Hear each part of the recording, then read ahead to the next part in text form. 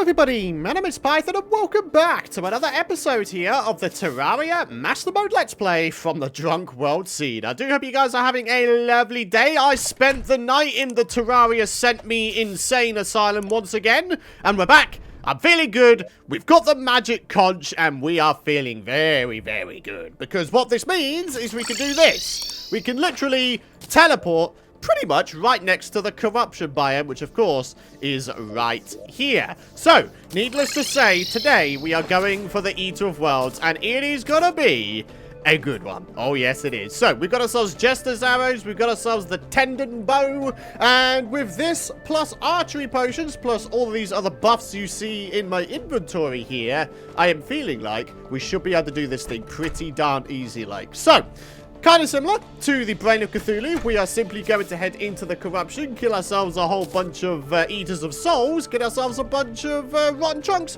make ourselves a summoner as opposed to breaking orbs, and then we're gonna do this thing. It's gonna be a fantastic day. We've got full crimson armor as well, a lot of freaking accessories and whatnots here. I'm gonna go ahead and put on the shark tooth necklace. I don't honestly think we're going to wind up using the artery for this. I think it's mostly going to be the tendon bow. So, yeah. Alright, I'm feeling pretty good about the set of buffs and our gear set that we currently have. So, of course, by hopefully taking down the Eater of Worlds in today's episode, it means we are racing our way towards hard mode and Skeletron. So, yeah, it's going to be a pretty darn good time. I think one of the other things I would very much like to do in pre-hard mode is not only the Goblin Invasion, but also the Tier 1 Old Ones army. Just to say that we've got it done, you know what I'm saying? Get that done nice and early. Maybe we try and take it down in all of the tiers. Tier 1 in pre-hard mode, Tier 2 pre-mech boss, and then Tier 3 sort of endgame. So yeah, we've got a lot of stuff to do in this series, and I'm very, very excited to see just how well we do. So, as you guys remember, in the last episode, we got ourselves 15 vertebrae in order to make ourselves the summoner. It is the exact same. Oh my god, that guy just got hit by a star. Holy crap.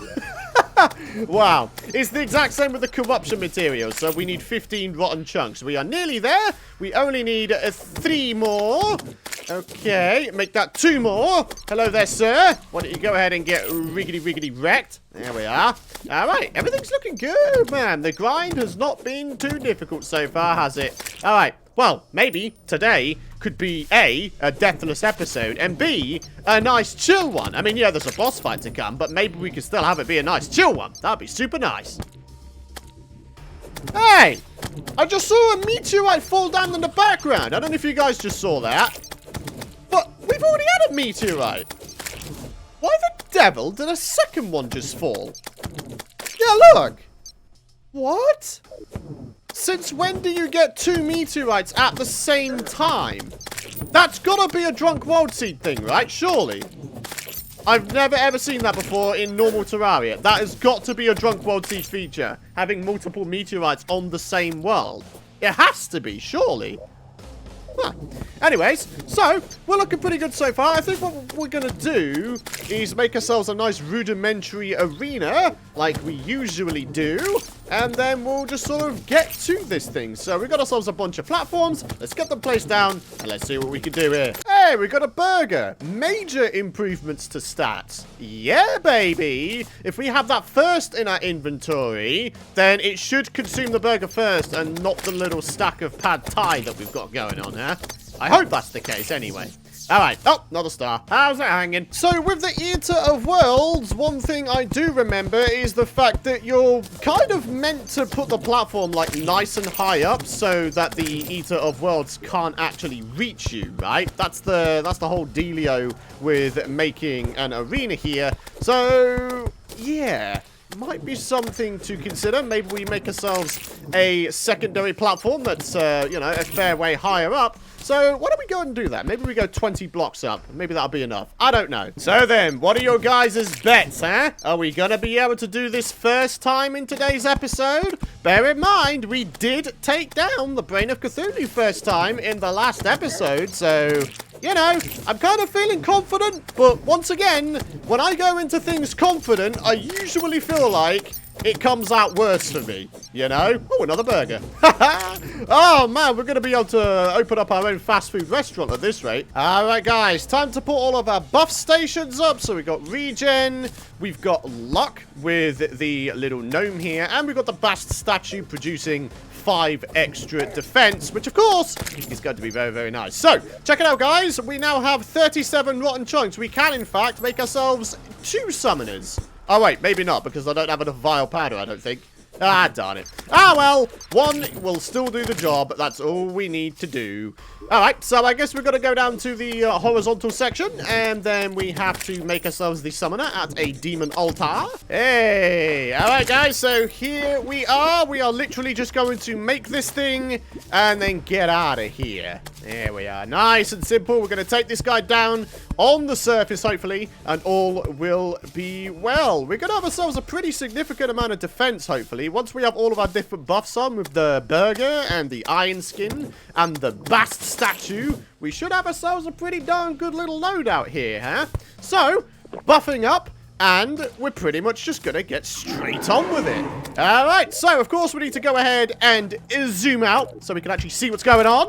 Hello there, sirs. How's it hanging? All right, we've got to be careful of the vile spit, though. That is one thing we do need to be kind of careful of, actually. All right, come on. I'm trying to keep an eye more so on the projectiles than anything. We can keep our dodging game on point. We might just about be alright with this entire fight. I mean, come on, look at this, man. Look at this. Look at that health going down real nicely. And yeah, I think I was right with the going ahead and adding multiple platforms to this thing. Definitely seems to be doing the job, although I say that, and 1 did just manage to get up here. Actually, that was a little bit of a waste of a health potion right there. Oh, God. Come on, baby. We can freaking do this. I have the faith. I have faith that we can do this, guys. What do you think, huh? Can we do this first time? I think we might be able to, you know. Oh, snap, dude. All right. There we are. Oh, look at that. Even now, dudes, even now, you can't deny the fact that Jester's arrows are still absolute top tier for this particular boss. Like, come on. You can't deny it. You just can't. All right, come on. How much defense do we actually have? 43? Wow.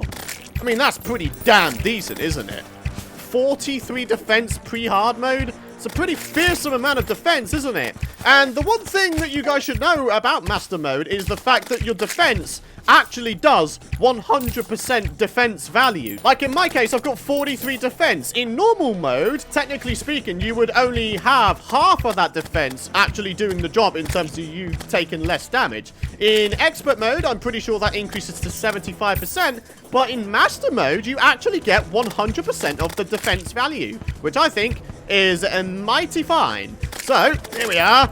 This guy's nearly done at this point, guys. Nearly done. All right, are you the last one? I think he's the last one. Oh, wait, no. There! That guy was the last one. All right, question. Did we get the rare drop? Eater of Worlds Relic. I do not think we got it, guys. Ah, that's unfortunate, isn't it? We didn't manage to get it on this occasion. We are indeed going to have to try and take this guy out again. But that's neither here nor there. I don't think that'd be too difficult. If I was to just go ahead and get myself a furnace and a little bit of sand, we should be able to make for ourselves some more vile powder, right? How many of these mushrooms have we got? 3?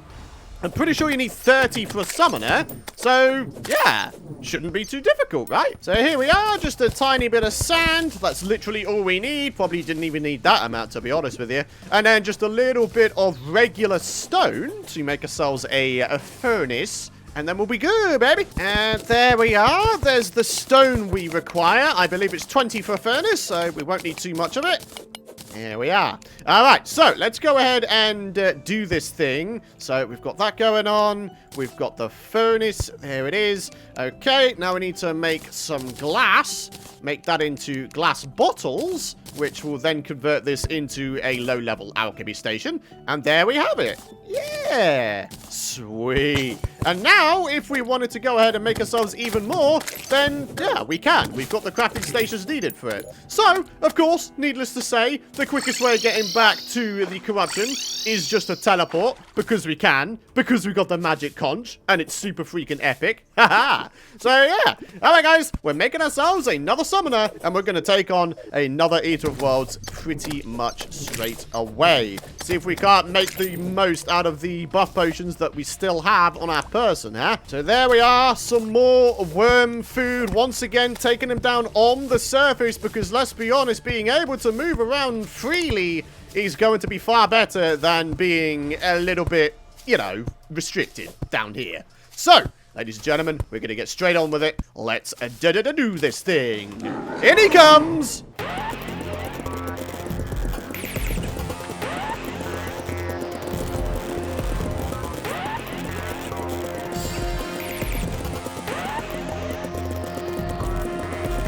The fact that you have a chance to completely dodge attacks in pre-hard mode with the Brain of Confusion is really quite special, I will admit. It's absolutely fantastic. The buffs that they have given the Brain of Confusion is fantastic. Like, seriously. It's made it way more in line in terms of buffs given. It brings it way more in line with the Worm Scarf. So I'm actually really chuffed with it. And I'm super happy that we got it first before the Eater of Worlds Worm Scarf, because it's just making things way easier. Like I say, the chance of dodging attacks entirely, which ordinarily you would get from the, what, Master Ninja Gear, or Tabby, or Black Belt, whatever it may be, it's incredible. Like, there's no other words for it. Alright, come on, baby. We're nearly done with the second one, though, so let's get it done.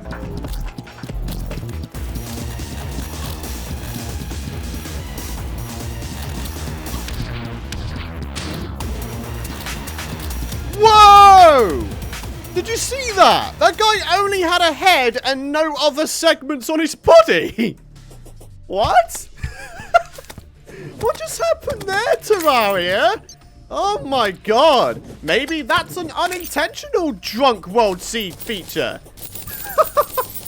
I'm very confused. Ah, we still didn't get the exclusive drop.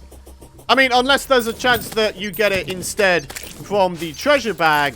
But all the other times, it's just dropped as an item straight out. So, I wouldn't like to say either way. So, let's go ahead and get ourselves up here, and we'll see what happens. Once we, dispatch of the trash, that is. We'll go home and see what's happening here. We'll go ahead and do a little bit of quick stacking, organize our inventory, of course, and then we're going to do this thing. Oh, yeah. For now, though, our little relic collection is starting to get somewhere, which is beautiful. We'll just sell this other one, because why not? And here we are, opening this thing up. We've got an Arcane Worm Scarf, a bunch of money, and, yeah, not too much else aside from that. I guess we're going to have to try and get ourselves some more vile mushrooms at some point, aren't we? Unless we can use the vicious powder. But I gotta be honest, I'm not even entirely sure that we'll be able to do that. Holy crappers. 515 Demon Eye ore. What the heck, dude? Wow. That's a lot of bars we can make. 171. Jesus, man. Alright, so what can we make here? We can actually make ourselves the War Axe of the Night, of course. That'd be kind of a nice upgrade, actually. So I'm going to take that. I'm going to not complain about it. Aside from that, though, we've got pretty much the traditional stuff, the Fisher of Souls. The only thing is, I'm actually pretty sure that the Crimtane fishing rod does slightly more fishing power. I think. Alright, let's have a look. Confirm or deny my suspicions. Oh, it does, yeah. 2% more fishing power if you get the Crimtane one. Interesting. Although I fear I may have actually already made that, so I might have been a catastrophic dum-dum by doing that. Oh no, I wasn't a dum-dum. Reinforced fishing pole, upgrading up to the flesh catcher. Oh yeah. Well guys, unfortunately, I'm not really seeing too many more vile mushrooms around. Oh, there's one. We're actually going to need a fair amount more if we're going to do this thing.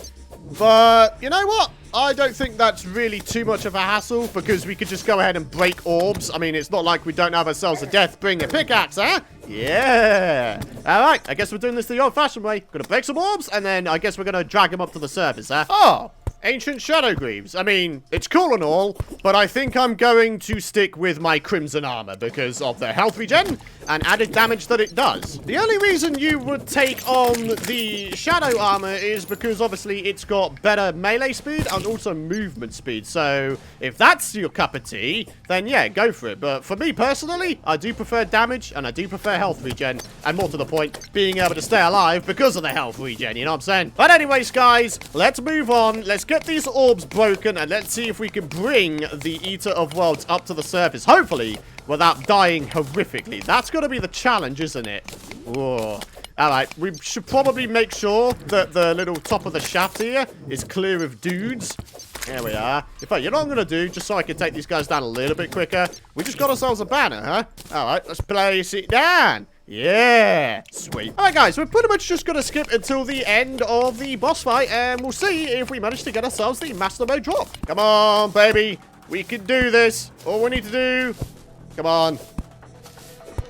Can't be allowing him to despawn either. That's another pretty critical thing. There we go. We're almost there. Hey! We up, baby. Alright, let's buff up and let's freaking do this thing. Ha ha ha! Come on, baby.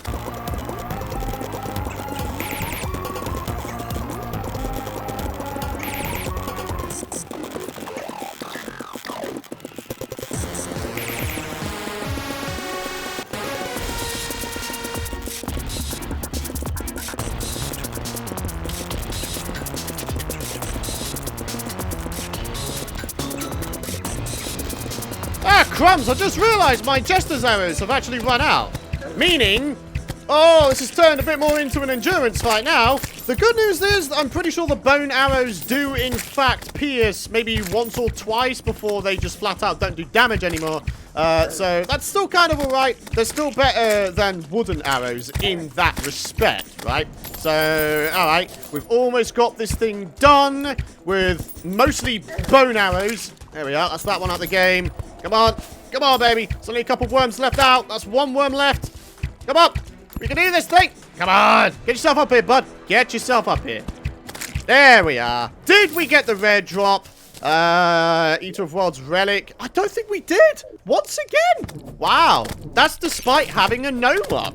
I am just being incredibly unlucky at this point, huh? A lot of you guys were saying that I should put up the gnome for a slightly increased chance of actually getting the rare Master Mode drop, huh? But it seems extremely backwards, doesn't it? On multiple occasions, we've managed to get ourselves the rare Master Mode drops on the first occasion without a gnome. And yet when we do have a gnome, oh dear. But anyways, my friends, I think taking down the Eater of Worlds 3 times in one episode is enough for today. Of course, we'll go ahead and grind them out maybe 1 or 2 more times in the next episode because, as I mentioned, one of my goals for this series is to try and get all of the boss rare Master Mode drops. So, yeah, we gotta do this, man. So, yeah. For now, though, that's going to wrap it up for today's episode, my friends. A nice deathless episode, eh? It's fantastic. I love it. So, thank you very much for watching. If you guys have enjoyed today's episode, you guys know what to do. Drop a like if you haven't already. It really does help out the channel. Hit the subscribe button and don't forget to ding that bell so you don't miss out on my future content. But for now, my friends, thank you very much for watching. I hope you have a fantastic rest of your day. And I'll see you guys in the next episode.